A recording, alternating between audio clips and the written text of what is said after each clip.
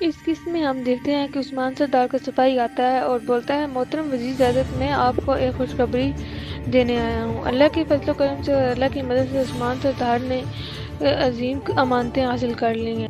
اس پر وزیر جواب دیتے ہیں، یہ آپ کیا کہہ رہے ہیں؟ مقدس امانتیں کیا واقعی ہی عثمان سردار کے پاس ہیں؟ آپ کے اس بات پر عثمان سردار کا سپاہی جواب دیتا ہے، وہ آپ کی میزبانی کرنا چاہتے ہیں اور آپ کو امانتیں آپ کے سپرد کرنا چاہتے ہیں۔ کراچی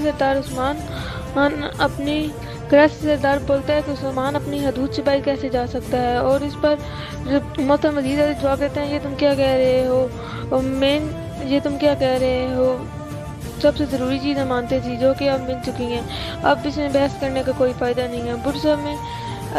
برسا میں کادیوس آتا ہے اور وہ ان لوگوں کو اپنے ساتھ قیدی بنا کر آتا ہے جن کی وجہ سے ہمارے ہاتھوں سے امانتیں چھوٹی تھی۔ وہ لوکاسو کہتا ہے کہ یہ وہ لوگ ہیں جن کی وجہ سے ہمارے ہاتھ سے مقدس امانتیں چلی گئیں اور ان کا کی سزا دی جائے گی۔ ادھر عثمان علاء الدین اور گونجا کو بولتا ہے کہ بیٹا ہمت سے کام لو، اور بولتا ہے کہ بتاؤ ہوا کیا تھا۔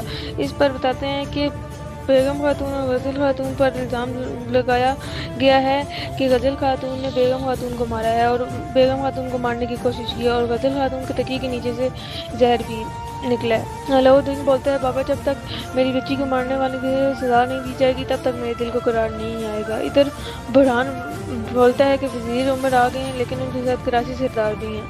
لوکاس کہتا ہے کہ آج کالے دن قلعہ عذاب بن جائے گا، اور ادھر دشمن کالے دن قلعے میں جاسوسی کر رہے ہوتے ہیں اور اپنا کام بھی کر رہے ہوتے ہیں خفیہ طریقے سے۔ ادھر بیگم خاتون کا بھائی یوسف بیگم خاتون کو بتاتا ہے کہ غزل خاتون قصوروار نہیں ہے، جو اس دن ہولوفیرا کے ساتھ خاتون ہے جسے سیلیہ خاتون، میں نے ان کو غزل خاتون کے خیمے میں جاتے دیکھا تھا۔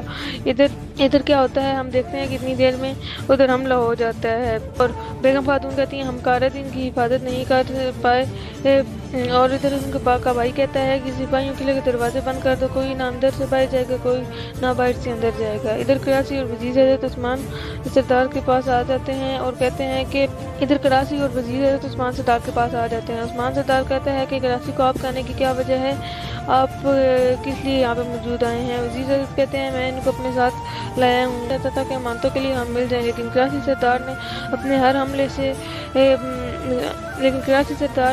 ہر حملے سے ہمیں خطرے میں ڈالا ہے۔ انہوں نے غرور کو مقدس امانتوں سے بڑھ کر سمجھا۔ کراچی سردار بولتے ہیں وزیر حضرت کے سامنے میری بےعزتی کر رہے ہو، تم مجھ پہ الزام لگا رہے ہو اور تم مجھے خود کو اپنا دشمن بنا رہے ہو۔ وزیر حضرت بولتے ہیں بس اب بہت ہو گیا، سرداران چپ ہو جائیں۔ ہاں تو عثمان سردار، آپ نے کہا تھا مقدس امانتیں، تو کہاں ہیں؟ آپ ہمیں دکھائیں وہ مقدس امانتیں۔